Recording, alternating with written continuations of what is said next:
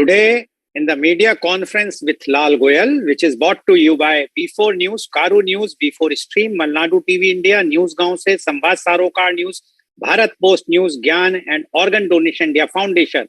Our endeavor is to enlighten you with the current topic, and today is a Thought Leadership series. Crisis moments create opportunity.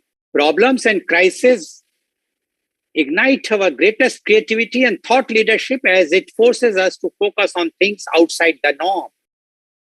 Thought leadership is fundamental in business today and consists primarily of finding and sharing great information in a way that attracts and retains.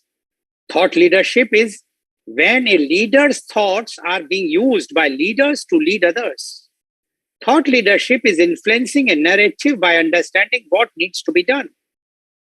Thought leadership is the expression of ideas that demonstrate you have expertise in a particular field, area, or topic. A thought leader can be recognized as an authority in a specific field and whose expertise is sought and often rewarded. That can be an expert, a historical figure, or a wise person with worldly impact. Many strive to become a thought leader in their respective fields. It takes dedication, patience, strategy, and education. In this series, we will be asking straight questions and we expect a straight answer from our thought leader. And today, our topic is real versus fake startups. Yes, you heard rightly, real versus fake startups. And our thought leader is Professor Dr. Sudhir Saran. Professor Dr. Sudhir Saran is the former visiting professor IIM Lucknow and University of Texas at Dallas, USA. He is the founder of Dr. Sharan Consultancy, California, USA. He is the director of Eldo Private Limited, New Delhi. He has done his MBA from IIM Ahmedabad in 1980. He did PhD in 1986. He started teaching and researching business and entrepreneurship since 1984. He published research papers in reputed journals, international seminar proceedings, and chapters in books of readings. He started academic administration phase as dean in 1997, rising to executive director, controlling management and engineering institutes in 2007. Her Highness, Governor of Karnataka, nominated Dr. Sharan to the Senate of Bangalore University in recognition of his distinguished academic contributions. He was visiting professor to University of Texas at Dallas from 2012 to 2019. He also visited Washington State University and President University, Indonesia on the invitation of the Dean Faculty of Business in 2018. He innovated and implemented a unique model to double the turnover with existing infrastructure in one accounting year. He is co-promoter of Institute of Family Business Management Society. He is honorary director of NCR Delhi-based high-tech B2B digital startup. He is also co-founder of OWGI Foundation, which promotes social entrepreneurship ventures. Welcome, Professor Dr. Sudhir Saran on our show. Professor Dr. Sudhir Saran, as you know, that today is our thought leadership series. And we are doing a topic which is a bit controversial, you can say, a bit out of, which is not an orthodox topic. We are taking the real versus fake startup. Although the government of India as well as other governments are promoting startups in a very big way. And today people are only talking of startups. But our topic is just not to stop anybody to do this, but to alarm them. We want to create an awareness about that one should not go in the trap of so-called startups, which are a blot to our Indian economy, to the society. So I will be asking questions and I expect straight answers from you. Now, my first question to you is, what do we mean by a startup? Thank you. Thank you, Mr. Goel, for giving me this opportunity to talk about something which is critically important. Critically because startups take human energy and have very significant, long-lasting consequences. What are startups? In the simplest of simple language, startups are a specific kind of organization. In the beginning, they are not visible to anybody but the person who does it.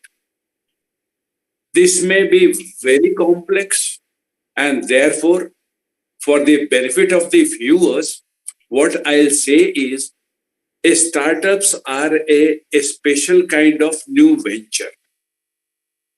As in one sentence, startups are a special kind of new venture. What is special about them is their rate of growth. Rate of growth for startups is by order of magnitude, not in percentages, not 5%, not 8%, not 12%. That's not the characteristic of startups. Startups are those, for one reason or the other, have growth rates of 25%, 40%, 70%, 110%, and so on and so forth. So I think to our viewers and to you, it is clear what are startups. Precisely, they are new ventures, all of them. They can come from a first-time entrepreneur, or they can come from someone who has a history of 3 generations, 5 generations, 7 generations of business. If a Birla child starts, if a Tata child starts, that will also be a startup. But they are not exactly what are in hype today.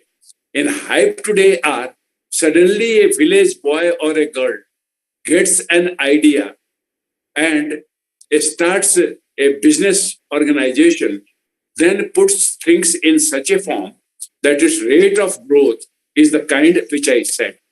So those will be startups. Otherwise, they'll be new ventures. Thank you. Okay. Thank you, Professor Saran. You said you have given a clear-cut definition and explanation about the startup. And you said that it's not a growth of 5 or 10%. It is a 5x, 10x or so. Now, my question to you is, India is a very big country, population-wise, huge. It means if any venture is started here with an idea, definitely the growth will be in X numbers. It cannot be a percentage, because earlier in our businesses, we always treat the business profitability as the main criteria. But here what you are saying is the turnover, the growth. There is no question about the profitability. So can you just explain to us, is there this relation which you are mentioning about the percentage and the growth is related to the profit, or it is just the turnover which we are talking about the startup? Very nice issue you have raised. I hadn't thought of it myself very explicitly. Your question underscores the dimension. Yes, there is no agreement among experts whether the growth is measured in terms of revenue or it has to be measured in terms of profit. So we will settle the question here. I think there is one important point here. Where does revenue come from, Mr. Goel? That is the question. So I'll show you something which I have written here. For the benefit of our viewers, the top line here is expenses. Then I am subtracting revenue. What remains? I am calling profit. Professor Saran, Do you think it should be reverse? It should be revenue subtracting expense, then profit will come? If I am thinking of a fake startup, then my thinking will be as shown here. And if I'm a genuine entrepreneur, real startup is my goal, then what you pointed out will be the case. So I deliberately put this way to provoke that issue. Common sense tells me, as it guided you, that we look at the revenue, subtract expenses, what remains is profit. The fake, deliberate fake I'm talking about, they look at the expenses, whatever little revenue that comes, the balance is profit to them. That is what the number which is balanced is actually a loss. But to them it is not a loss. To them it is the driver of valuation, which to you and me does not look logical. Does it look logical? That somebody will benefit from loss as a businessman, you will be scandalized. No, it does not happen. That somebody will get more money by making losses. This is what this one is saying. Point number one. But your question was whether the growth has to be measured in terms of revenue, or how much I'm expending, or what my bottom line profit or loss is. Okay. In traditional business, the value of the equity, the contribution of the promoter was determined by this bottom line. Today, in the age of a startup, all that has been reorganized, rethought. So I'm sorry, I may be sounding a little bit confusing at this point in time, but the fact is, it is better to remember a couple of things. In established business, I will take revenue, subtract the expenses, calculate the profit. In a new venture, there is one characteristic which you must appreciate. All the capital expenses happen upfront in the beginning of the business. Without that, we don't have ability of the other assets, current assets, to generate revenue. Capital assets facilitate current assets to generate revenue. This is law of business. Whether it is a new venture, general, or it is a new venture, a special, a startup category, it holds true for both. So for those young and aspiring viewers who are with us today, they have to realize that there is a concept called break-even point.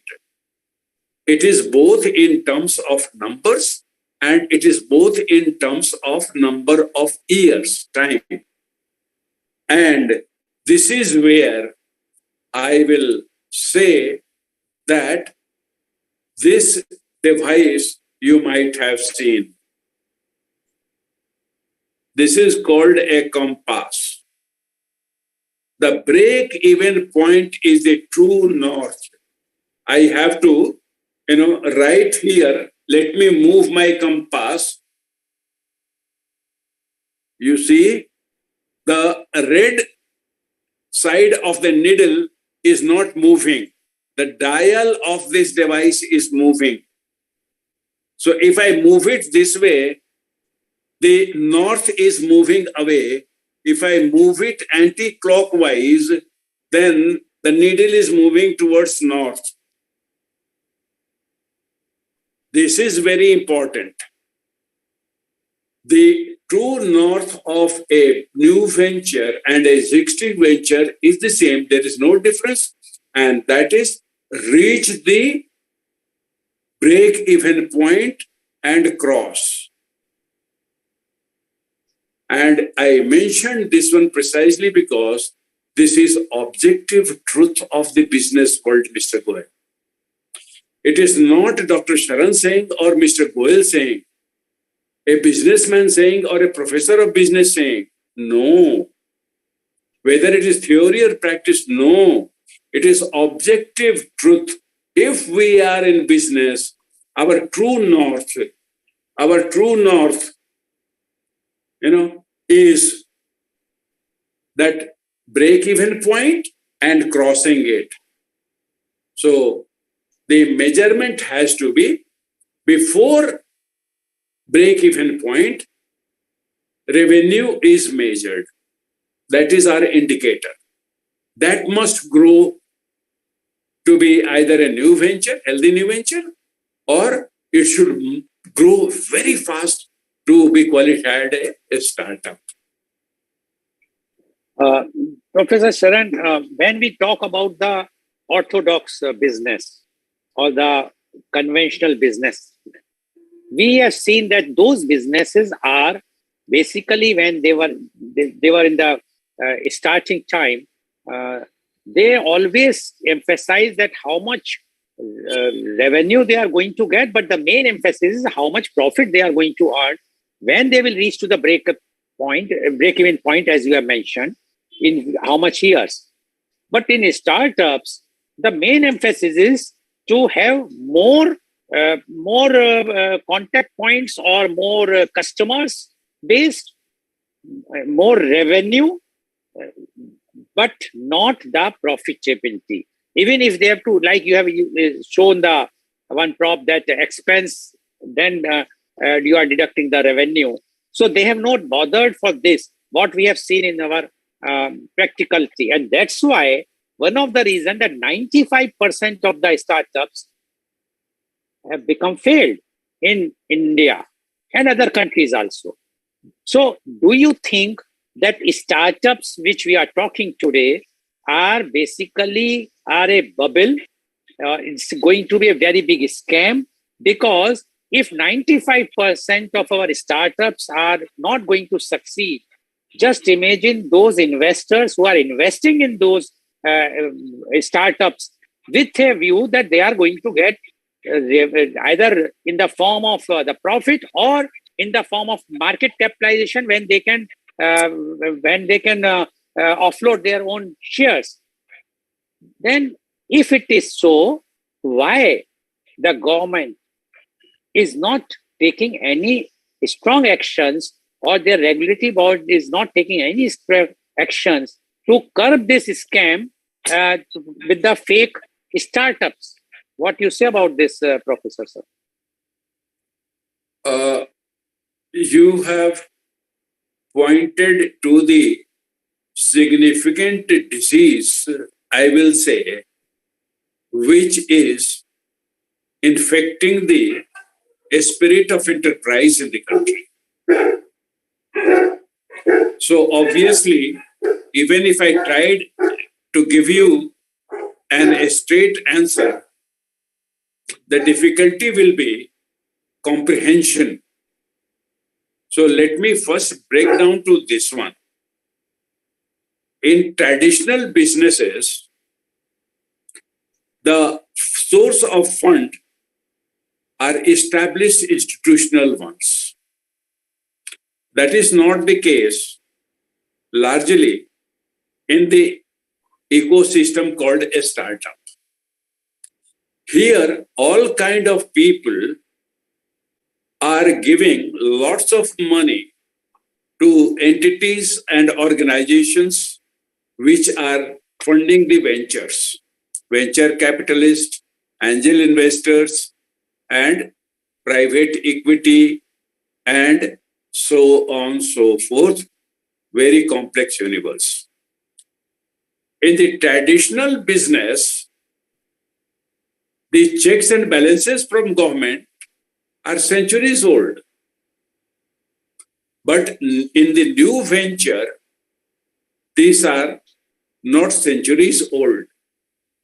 Secondly, it is very difficult for you to regulate what you do not know how to do it.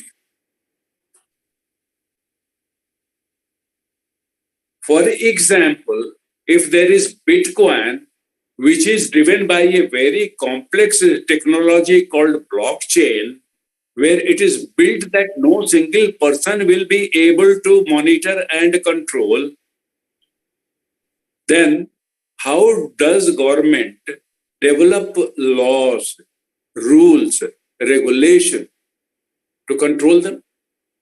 So therefore, technology specifically was driven to free itself from the controls, and it has succeeded to a large extent, but it has been a breeding ground for all kind of unwanted practices.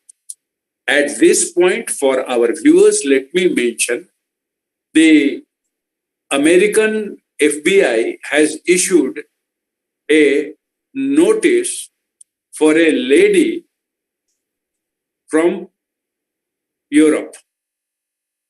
What she did, she started a business called OneCoin, and more than 4 billion US dollar.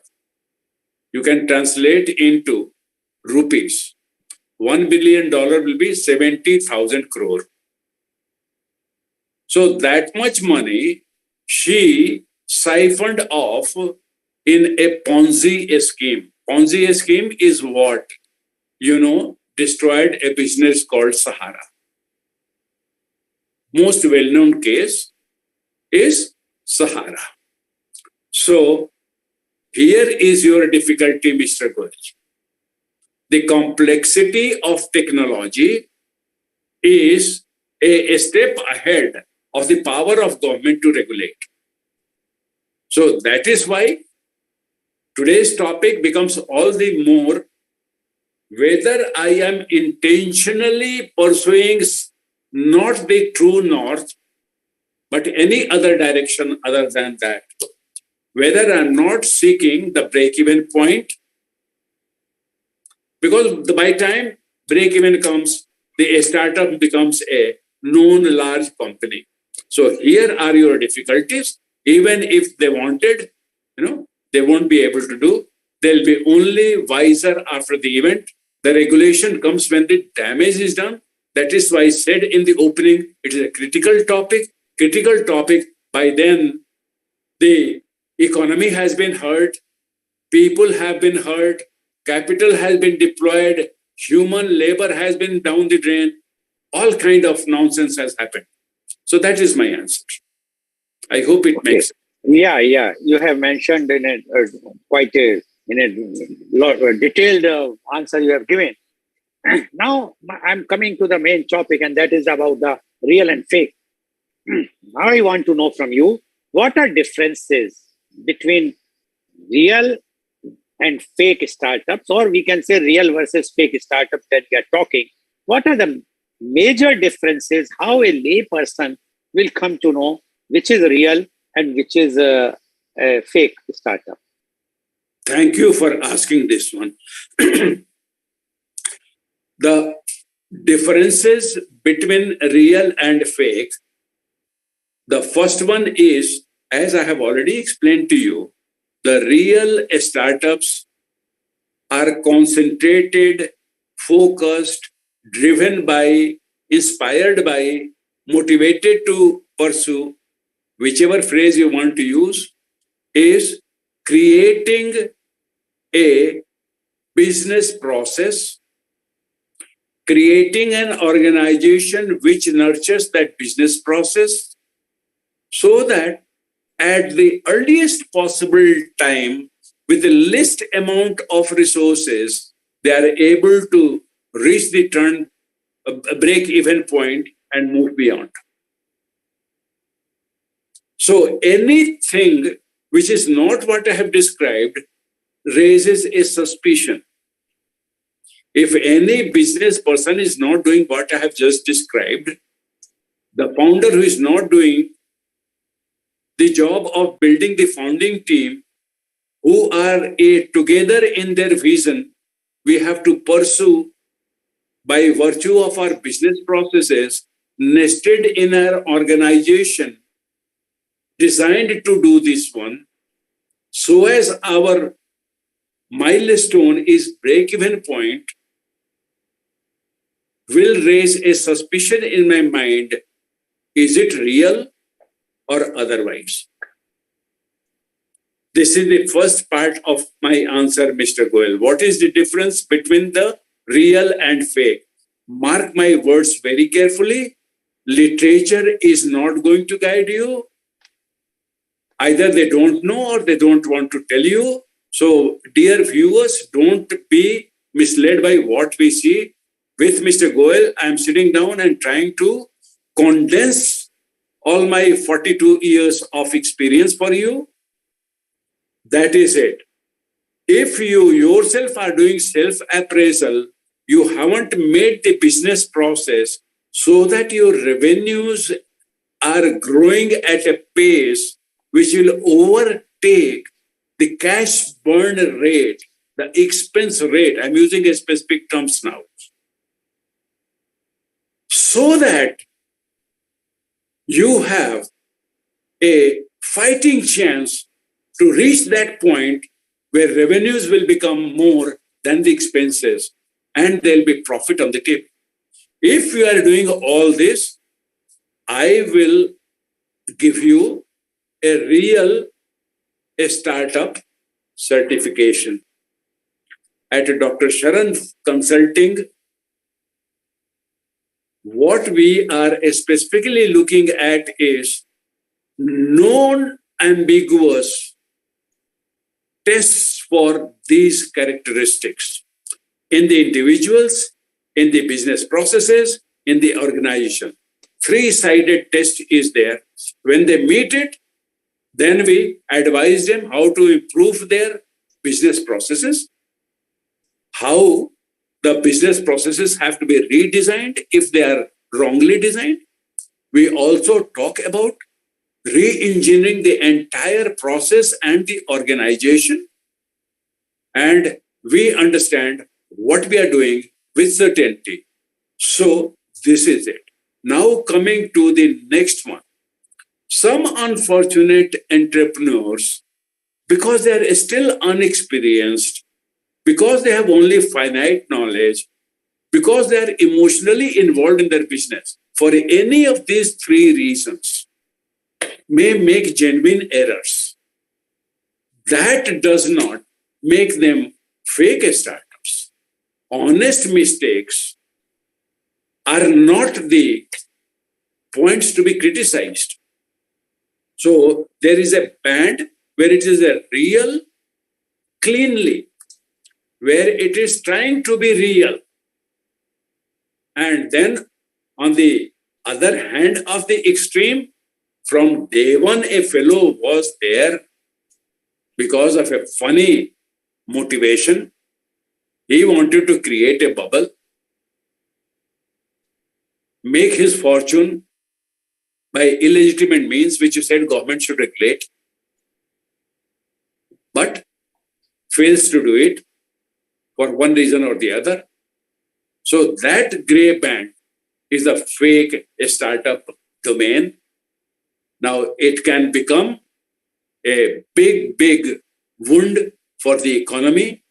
You know, we have witnessed it in the 2000 when the IT bubble burst. Today, it is far more worse a scenario. And just for the sake of it, so that it is on the records, let me mention, some people are saying the interest rate is going up very high. Petrol prices have crossed 100 rupee mark. Inflation is staring us in the face. It is a global disease. And what will happen is a bad economic phase will commence. Whether it will be recession or depression or a stagflation, expert economists will settle that question, Mr. Goel. But what we are seeing is people are saying that the bad times in 2022 will be worse than what happened in 2008 or even in 2000. A large part of that will be, according to me, due to a startup economy slipping into fake zone, giving up real zone. That's how critical it is. That's how serious our discussion today is. Professor Saran, you have mentioned that the startups, when we talk about the fake or whatsoever the reason, don't you think that due diligence is being done by the venture capitalist before investing, or the angel capitalist? They are investing money, after all, whether it's their own money or their own investors, those who have put the money with the venture capital. Do you think that they are also in dark, or they are also manipulating? They are also in hand in gloves with those fake startups promoters or founders, or they government. I can understand you mentioned that the government cannot have that much fast technology, but a venture capitalist who is dealing with these types of new startups every day, they have their own expertise. How come they are not being able to understand or see through the intention of the founder, or the fakeness or the ungenuinity, I will use the word, of the project? What do you say about this, Professor Sir? This is a beautiful issue you have raised. Thank you. Let me not miss the chance. Let me give you one example. You have started a new venture and you come asking for $1 million early seed investment from me. I am just Dr. Sharan Consulting California, investing you or guiding you by the finger. I don't put my own $1 million in your business. Rarely venture capitalists are putting their own money. So you raise this point, venture capital. Who gave that person that money? Suppose there is a corrupt individual who did not earn that money by honest labor, by any mean other than honest labor. For example, there was an earthquake, quick temporary shelters had to be built. This person bid twice as much as actually required to run his business by profit. And that extra money, you remember, is opportunism of one kind. This is most innocent example I'm giving. The more cynical will be, we know very well, today in the economy, there is all colors of money. Blood money is there. Drug money is there. Bribe money is there. None of these carry a stamp when they're being channeled through the venture capitalists. What is common to each of the sources of funds is one quality. Whosoever is giving that money, ask that venture capitalist, make sure that you give me a return. It is not philanthropy. It is business. And this is where the whole problem begins. The whole ecosystem has become murky today. We don't know what kind of sources of funds have come in. There is no way of knowing is. And I think it has the typical muddied water scenario here. So if you are thinking of curbing the fake startup problem by reforming the venture capital, no. Don't think of it, because it is the same coin. The startup on one side is the promoter, on the other side is capitalist funding it. Unless both of them are pursuing a true north, you have a problem, Mr. Goel. You have a problem. Okay? And this is where I wanted to make one point clear. If you are the genuine, real startup founder, please be very particular in evaluating the track record. As we say, the genealogy. Purkhe kaun the? What did they do? You do the due diligence because one thing is very true. The fellow who gives you money has responsibility, moral responsibility to make sure that money is well spent. Nothing like it. It's not control motive. It is the moral responsibility of the venture capitalist to make sure. So that is why they put a person on the board of directors, that every decision is visible to them. They can take action in time. It's very genuine concerns.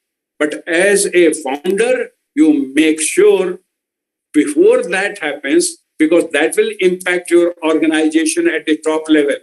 It will therefore impact your CXO hiring. It will therefore impact the business processes which come in place. A whole set of chain reaction will start, Mr. Goel. So the founders must do more due diligence than venture capitalists do their diligence, and both of them. So this is where the whole number become very simple. 5 genuine founders, 50 genuine venture capitalists. What is the probability that 95 of the fake venture creators and 80 of the fake venture capitalists will partner together? Very complex scenario. I can't admire your question more, but this is the situation, and let the viewers appreciate where we are operating. What a complex. Yes. Now my question to you is, we are talking about the fake startups, but we have seen many startups which are initially giving very good returns. Returns means the services which the customer wants, and people were happy. And suddenly we found that that startup burst because its basis was totally fake. So my question to you is, what damages do fake startups cause? First and foremost, let me tell you that a story of the saint whose name was Baba Bharti. In school, we heard the story. One Baba Bharti was a saint come zamindar. He was going on his horse. He was waylaid by robbers. And they said, get down, give me all your money, give me all your jewelry, and we'll take this horse. When they were about to go, Baba Bharti stopped the leader of the gang and told him, I have a request to make. So said, okay, if we can do it, we'll accept your request. What is the request? He says, don't tell anybody about this episode.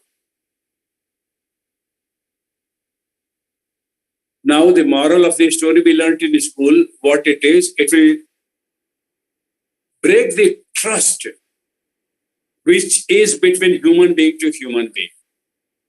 So whenever a fake startup is there, 3 constituencies lose trust. The venture capital system loses faith and trust. The genuine founder, they become devalued. And finally, the customers start doubting whether they're dealing with a genuine organization, and so on and so forth. But this is my direct, straight, simple, short answer to you. These are the damages. We will elaborate on these as time goes by. Now, what kind of analysis is necessary to avoid fake startups? Beautiful. Now, look at me. Today, I have this device. If I take it off, as I have, I'm still able to see, but your face is hazy. And if I close my eyes, as I have done, I don't see anything. So two classes of analysis have to be done. The open eyes, that is exploratory analysis, initial analytics. And the second one is clear focused analysis. So two kinds of analysis have to be done. These analysis come in two parts. What is the external environment of the business? Those analytics have to be done. We call it environmental analysis, and we have a model called PESTEL, PESTEL, very established one to do the external analysis. More common technique, and one which we use very often at Dr. Sharan Consulting, California, is called SWOT analysis, SWOT analysis. SW is for internal side and opportunity threat is for external side. So these are established techniques which are there, but the viability analysis and more importantly today, how much of digital technology is business going to use and benefit from? So digital or technological high-tech analysis, the friendliness and the utilization rate and leveraging, this is a third kind of analysis which is done. All of this is part of one concept, business intelligence. So that is, it is all driven by, the kind of fancy words you hear today. All of them are actually really used. They're not fancy anymore. For example, big data. And big data is, something which is fascinating. The volume of it being generated is unimaginable. Very few people can grasp it today. And then machine learning, artificial intelligence, neural networks, etc., all of them are part of the business intelligence work. Those analytics are done. But I haven't answered your main question. Your main question was, what analytics will differentiate the genuine from the fake? So here you have to see what is the market product fit. This is one single gold standard. If the organization is improving its product market fit, then you don't have to worry. Then it will be one day or the other a genuine startup. But if nobody is either thinking of product market fit or is not genuine about it, only pretending about product market fit, then you can say there is something to be suspicious. Now, my final important point comes here. After all, we are thought leaders. So what we are saying is, you have seen the smartest thieves make the smartest policemen. We have heard this. That smartest thieves make the smartest policemen because they know the trick of the trade. So if product market fit is being optimized by somebody who wants to steal big, like one coin case which I mentioned to you, then you have to be a Sherlock Holmes or a James Bond to catch those. So not everybody can do the analysis required to catch the smartest operator in the game. This is my complete answer, and I'm happy you asked it. Okay. Now my question to you is, we have seen in generally right now, people are fancy with the advertisements, with the press releases. The startups spend lots of money to create an atmosphere where the public feel that it's a very genuine thing. It's something big is happening, and they invest the money.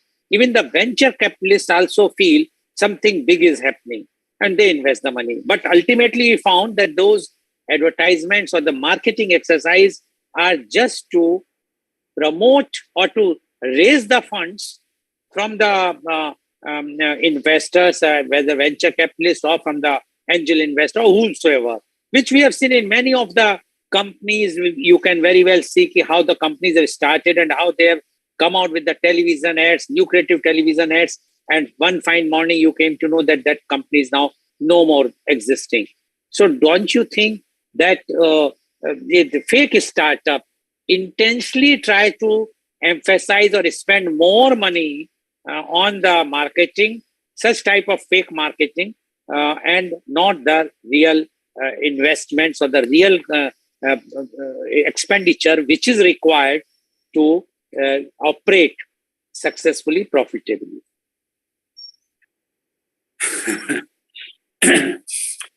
There is a concept in the modern startup ecosystem, and it is called customer acquisition.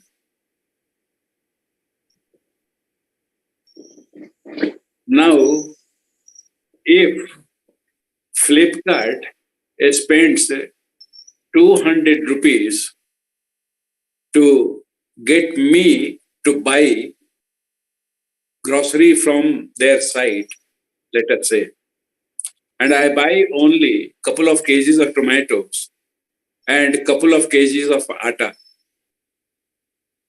the total value is 110 rupees.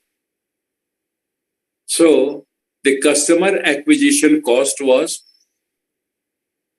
twice as much nearly as the average revenue they got from me. You are very right.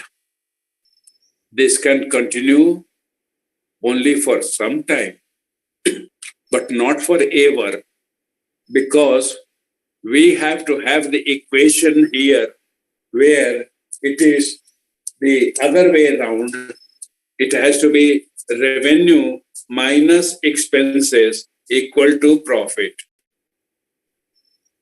It cannot continue endlessly being this.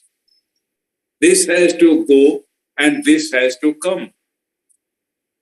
Now what happens is, today it has become a norm that we are saying for 10 years, 15 years, we will have customer acquisition cost more than the revenue which are getting. So advertising is happening there. How do you know? How do you know outside of that specific organization for sure whether they're playing the long game or the short game? Here, for the benefit of the viewers, let me mention one specific example from our past. When Kellogg came to India, the famous Kellogg, which has cornflakes for breakfast, their sales were so low that their expenses were lots more. To get a positive number, they will have to subtract a smaller number from the bigger number. So in a press interview, when the Kellogg India head was asked, how will you survive? Your advertising expenses are so high that you will never make profit. Your customer acquisition cost will be lots more than the revenue which you are generating for customers. By then, the Kellogg had understood its predicament in India. And you know what the reply was? I remember it very well because it was so reasonable a reply, Mr. Goel.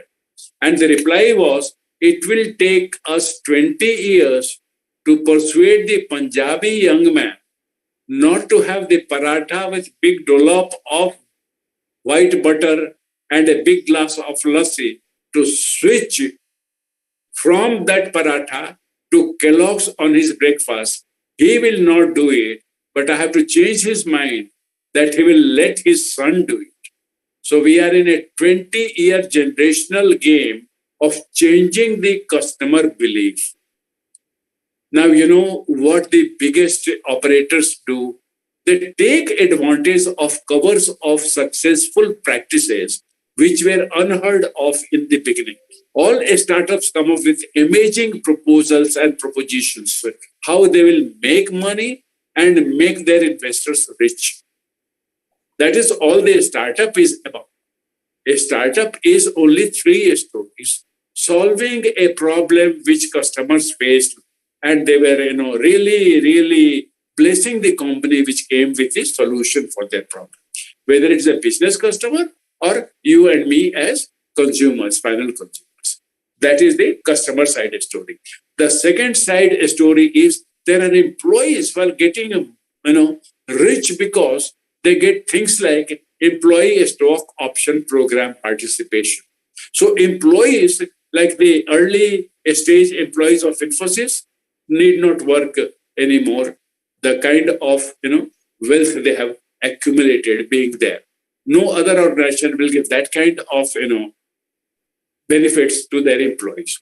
Finally, you and I who invested in shares of Infosys in 1980s, today we will have tremendous wealth to live comfortably.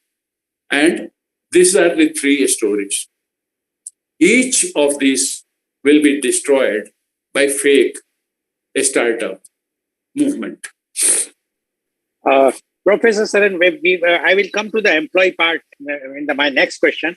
But right now, when we are on the advertisement, recently, nowadays, their advertisement is coming when the very famous Bollywood stars are appearing on the TV. And this is, even a small thing can be called, even a brinjal, bagan, one single piece you can order. Now, one lay person can understand that today one bagan, which is costing few rupees, if you are asking to bring a courier, it will be delivering at your place, how much it costs, the courier cost, etc. And and you are saying customer acquisition cost. Don't you think such type of advertisements are going to give something new for those founders who wants to start the startup, and they will also create such type of advertisement which will be I am not saying that this existing company, it's a huge company which is giving this ad, but what about the new startups which are going to come? They will be using such type of lead in the advertisement or the marketing, and they will become totally flop because you cannot survive by supplying a single piece of brinjal or a apple or anything to a customer spending so much money. So what you are saying is that 20 years, Kellogg, yes, they can afford, but a new venture or new startup cannot think for 20 years.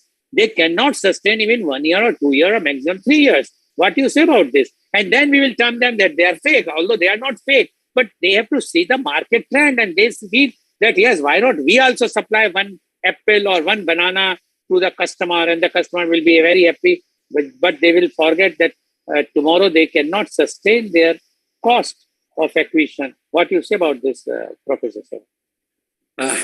It's a very slippery ground on which you have put me. There is no easy answer for me. Let me make it very simple then, in that case, for our viewers at least. In 1980s late and 1990s, we had enough of smart computers, personal computers, and software available to us.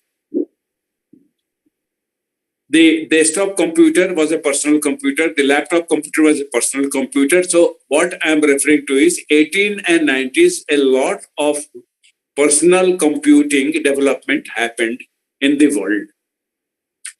Now, if I was supplying coal to a paper mill in Orissa, I was the transporting company.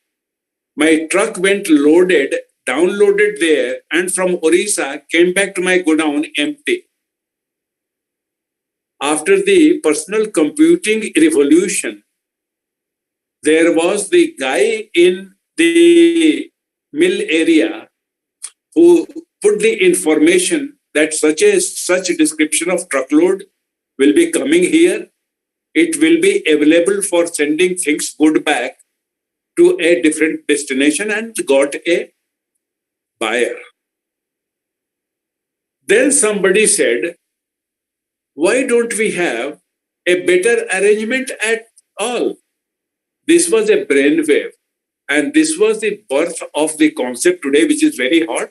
A lot of startups go into that domain. Actually, I'll tell you, supply chain or logistics startups.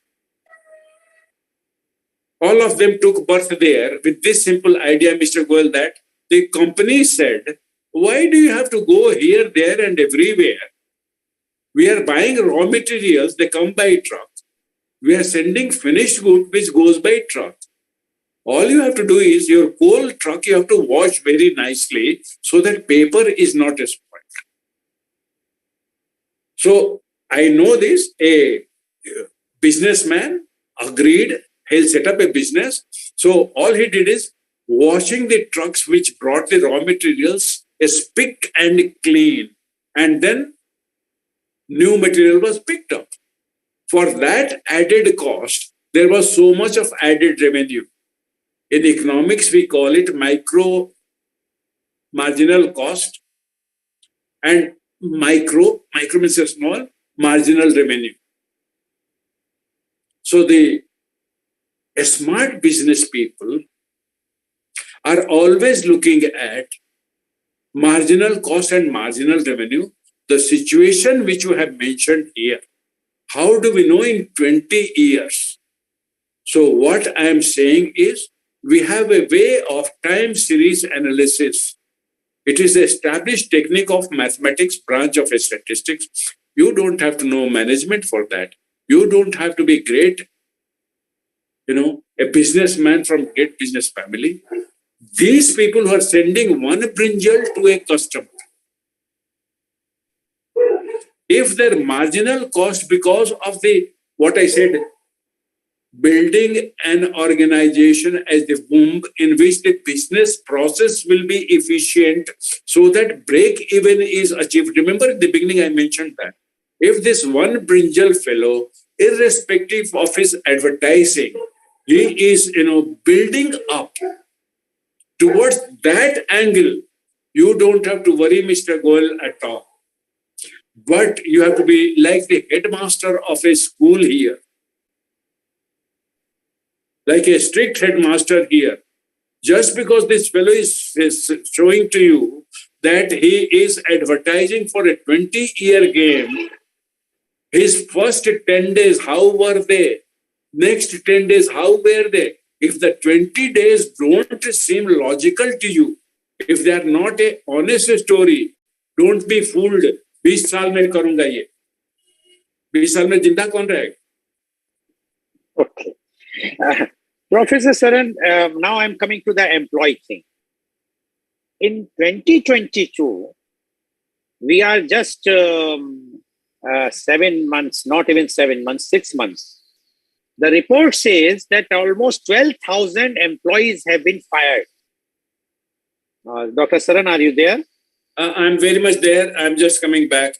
Okay.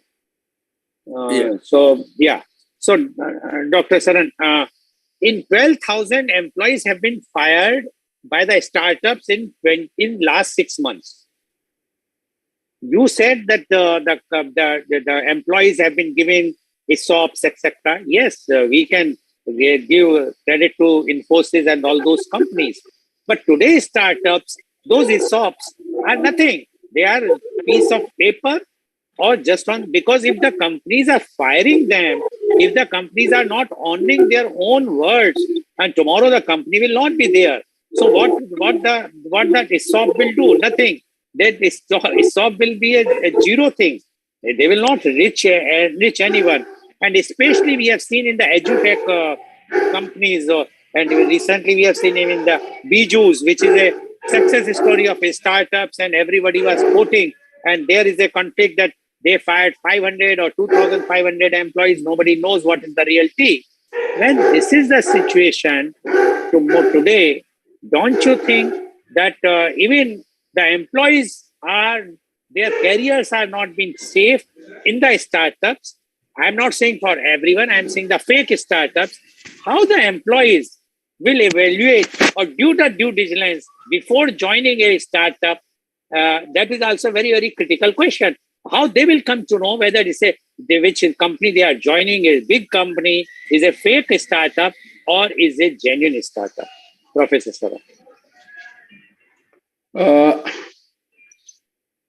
Again, today you are in a mood to ask all the difficult questions. And let us hope this one also I survive. Whenever an engineer or an MBA is in the final year or pre-final year looking for a job, the mentors and advisors tell them, do research the company, look at their financial statements, look at their annual report, look at the kind of publicity they have been gaining online and offline, and then you prepare yourself. The same thing applies if a person is going to join a new organization, which is a startup. Maybe it has been around for 1 year, 2 year, 3 year, 4 year. Here the problem is there's no historical data to analyze. So this is the crux of the issue which you are mentioning.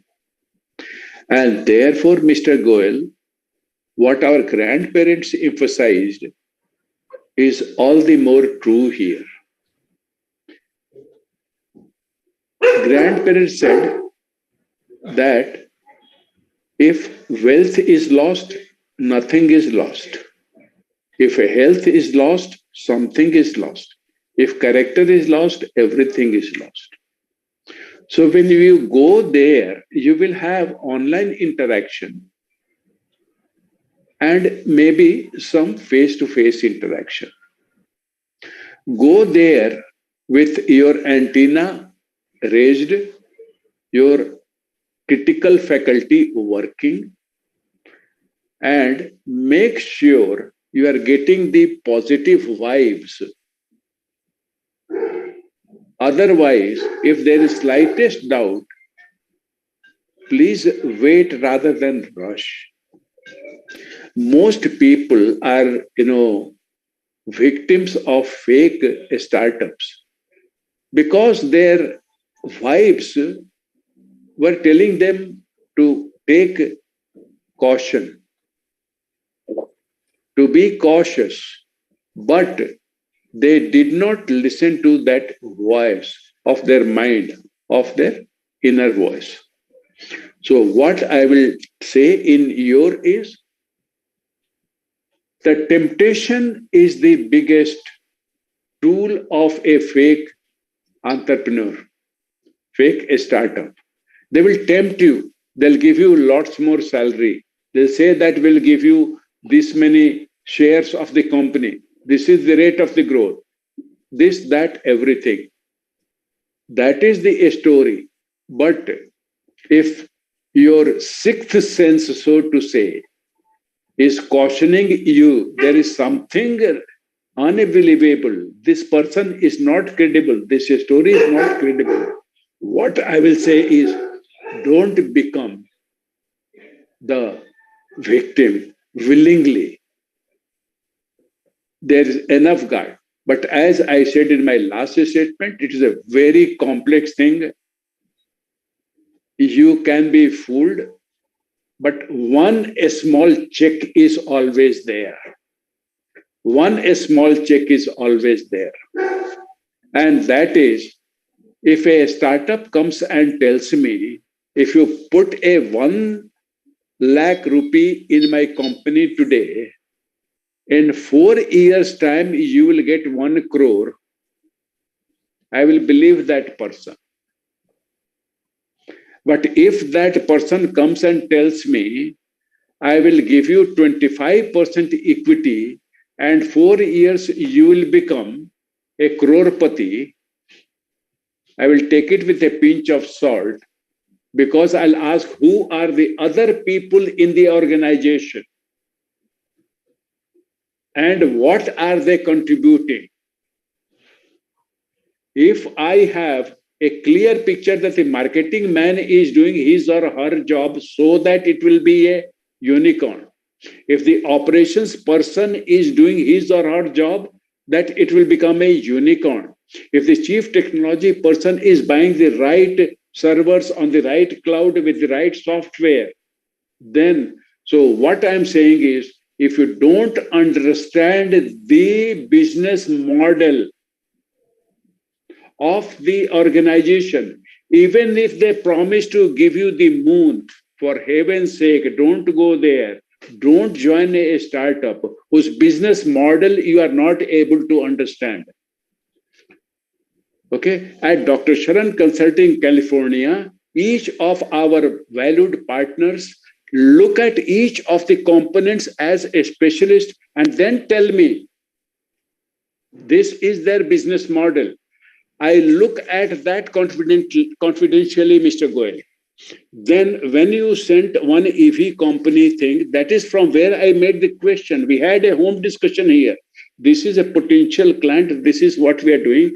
All those questions which, your respected son-in-law said, it is a good, complete, comprehensive pre-qualification test questionnaire.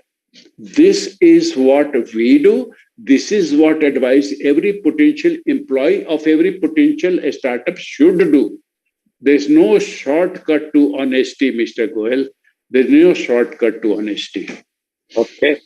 Is there a gray area between real and fake startups? Oh, there is.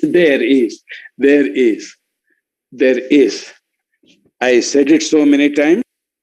There is a gray area. Can you hear me? No, not properly. Audible? Ah. Okay.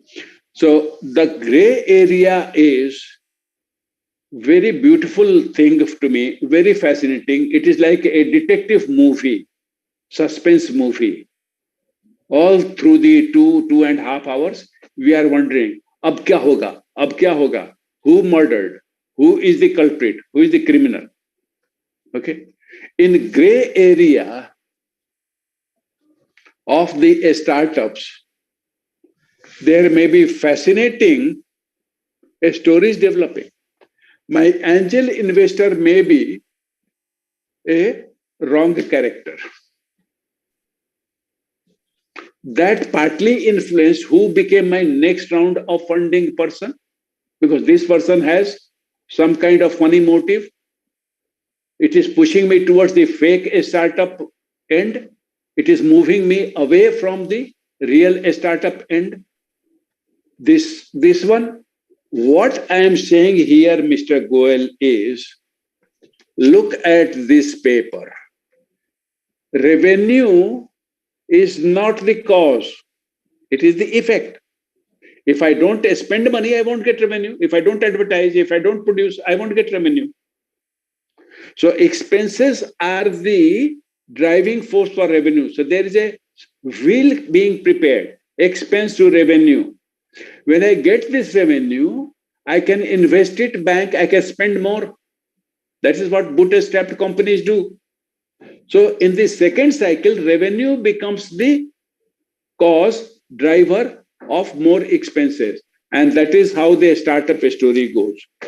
When this chain is disturbed by forces of greed, by forces of blindness, not able to see something, by forces of evading some fact which is there, which is going to hurt me, but I'm trying to say, हमको नहीं होगा.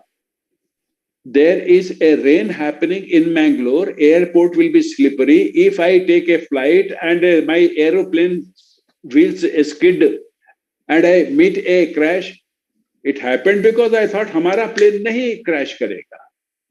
All these phenomena are pushing us towards the gray band, Mr. Goel. Those things happen. So that's why it becomes fascinating story. Real life is so damn complex that, that's why gray is so fascinating a color. It is neither white nor black. God save us. Okay, Professor Saran, now we have talked lots of things about the fake. Now I am coming to the point. What precautions are necessary for young people, youth interested in starting a business to stay in a real domain? No one wants to start a fake startup. Generally, I'm talking of generally, and there are black sheeps. But majority wants to start a genuine startup. So what precaution they should take so that they will not be termed tomorrow that they are in a fake? They want to be in a real domain. What do you say about that? The first and foremost, the young people should be very optimistic that building a startup genuinely, properly, honestly has become a thing which is possible today and rewarded today. The resistance towards a honest startup, which was 20 years ago, 10 years ago, is decreasing. Young people should note that. Their friends are more supportive. Their elders are more supportive. If they wanted, in my time, in your time, if you wanted to be first-time entrepreneur, everybody discouraged you. Today, that is not there. It is quite the opposite. Today, people are encouraging. That is first thing I want to tell. The second precaution is that business is a complete system. Mr. Goel, you know better than anybody else. So the person, young person, or even experienced person for that matter, if they decide to go for a startup, they must not go solo. They must find at least 1 to 2 partners. We mentioned it once. The 3-person teams work best. Less than that, work less efficiently. So those 3 people are 3 pillars providing the 3 nutrients which a startup needs. So that is the second precaution. First criteria is please look for those 2 complementary. If at least one you find, that is fine. Never go solo. Now here make sure that equity is respected. Take one person who is proprietor of one thing, take other person who is proprietor of the other things, and then 2 of you come together through a gentleman's or gentle lady's agreement. This is the most important precaution to be taken at Dr. Sharan Consulting, California. This is our North Pole. I have only in principle agreements with my clients, Mr. Goel. We don't have memorandum of understanding. That is old world. In principle agreement, where I say you are independent businessman, I am independent businessman. I will make my decisions all by my own conviction. You make all the decisions by your convictions. Now that our certain principles are common, we are shaking hand, agreeing together. This is the concept of in principle dyad creation. DYAD is 2 people coming together on a joint mission. Dyad is a concept. So dyad concept we have come. This is our innovation, but anybody can understand it. So the 2 people who come, the co-founders, are proprietors in their own right. They are masters of their own domain. And they must have an in-principle agreement written down on paper, not verbal. I don't have these oral agreements, Mr. Goel. I have this written down. One page only, just one page. Whether it is a family entrepreneur I'm nurturing or it is outside family person whom I'm nurturing. That is it. So this is the third most important precaution they must relay. The reason I'm mentioning is today young people have become, for one reason or the other, mainly because of the social media influence, very lax about keeping to their commitments and promises. Picture चलोगे? हाँ चलूंगा. कल चलोगे? हाँ चलूंगा. 5 बजे चलोगे? हाँ चलूंगा. हो गया? कल आएगा, 5 बजेगा, उस आदमी को फोन करेंगे, अरे आया नहीं थिएटर में, बोलता है क्या बताए यार, हमको कुत्ते ने काट लिया. यार तुमको कुत्ते ने कितने बजे काटा? 12 बजे. तो 12 बजे तुमने टेक्स्ट मैसेज क्यों नहीं किया भाई? You understand this point?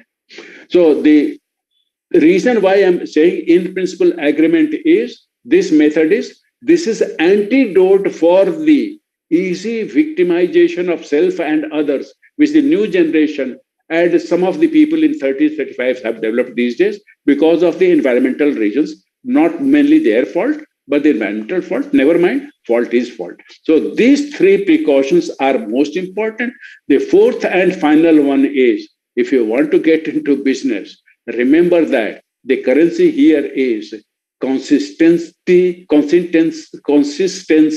in delivering on your promises. Don't make a promise if you are not sure 100% that you will be able to keep it. If these four things are done, Mr. Goel, there is no risk which the young people will not surmount. I can almost guarantee you that they'll become real startups and they can have all the fruits of startups. Name, money, happiness, respect in family and in the social circles. All those things will come. Not difficult, not difficult. Okay. Now, my next question to you is, what kind of ethical issues are involved here? The ethical issues, already we have shown the trailer. When you borrow money from somebody, remember that that is the fuel for the business. Now, if your pipeline is leaky, then who is to blame?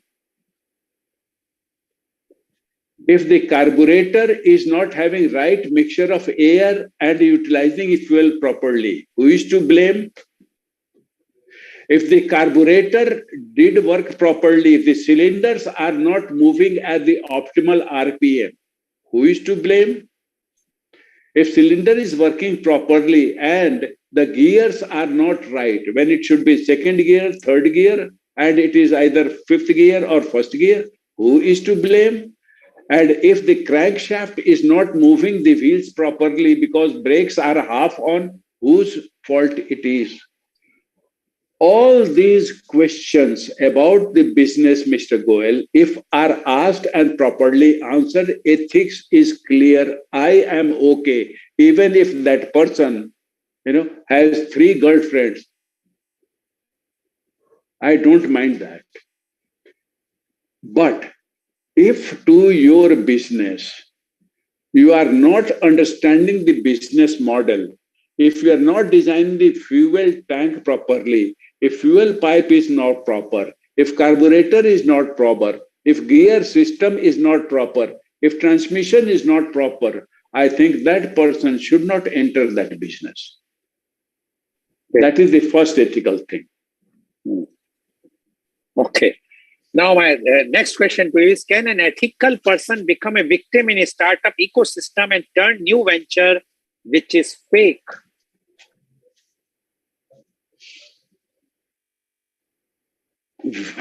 I don't know what I did to earn such difficult questions from you to do, Mr. Goel. I must have, done something. Can an ethical person in the ecosystem be in a position or be actually nurturing a fake a startup, that is your question.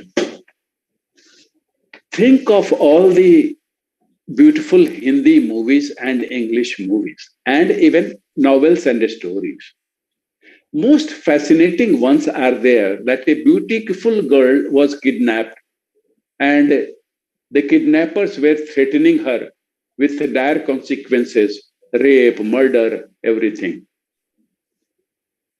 And then they said, you take this pistol and go and shoot such and such person. Then the dilemma of that girl, on one hand, these fellows are threatening, they may carry out their threat. On the other hand, if I do what they're asking me to do. Okay? In Isharo mein, I have answered your question. Okay? Those startup founders are in the position of that girl. The ecosystem, if they are not very, very careful, will ask them to do things which are inappropriate, and then slowly, it becomes a complete fake organization. That one coin example which I given you, the lady is called 𝐂𝐀𝐑𝐔 𝐍𝐄𝐖𝐒. Yeah, sorry. The lady is called 𝐂𝐀𝐑𝐔. The 𝐂𝐀𝐑𝐔 now has $4 billion US. She will not just keep her 4 billion here, there, idle, Mr. Goel. That will get into the venture capital circuits. And as I mentioned in the beginning, we are coming a complete circle here now through your question. An ethical person without courage is liable to be exploited and made a tool to create a fake startup. This is my exact answer. I'm happy you asked it. I'm happy I answered it. Okay. Hope it makes sense to you. Okay. Now the last question I want to ask to you is, what can be done to minimize the harm caused by fake startups to the young people and the society and to the economy? I'll give you one general answer and one concrete answer. The concrete answer first. The time is short. Yeah. The concrete answer is that there is a thing called incubator and accelerator. So let you and I together have an in-principle agreement that will incubate people whom we think they're genuine. Wherever we are, online incubating, online accelerating, we will do it. Well-minded people like you and I should give this benefit to the people. That's one thing we can do. The second general thing is, anytime you are doubtful that this organization is not genuine in a startup space, then please voice it in public. We have social media platform, because most of the bad actors survive on secrecy. So these are my two specific thoughts on this question. Thank you. Thank you very much, Professor Dr. Sudhir Saran, for giving the straight answers. Rather, I will say more very elaborated answers to my straight questions. And I'm sure today's program is very, very enlightened to especially to the youth, because this condition today is that one should be very, very careful while choosing their own. Either is entering in the startups business, or they are going to serve the startups, because ultimately it's going to impact them as well as to the society at large. So thank you very much, and I'm sure that today's program, as usual with Professor Dr. Sudhir Saran, is very enlightened, and this is what we want. We want that the youth especially should be enlightened, so that, because they are our future, and if they knows what is happening, and especially with the startup booming day by day, we should try to avoid the boom, the bubble burst which we have seen earlier of .com and others So no one should suffer. And that is our endeavor, to enlighten and caution you all, not to say that you should not venture in startups or don't serve the startups. We just want to caution you.